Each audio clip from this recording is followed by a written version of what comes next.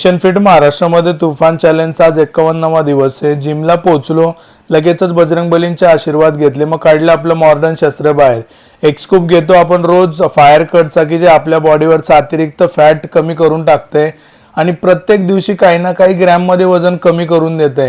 101%। एकदा जर तुम्ही ट्राय केलं ना, तुम्हाला 8 दिवसांमध्येच तुम्हाला रिझल्ट दिसून जाईल।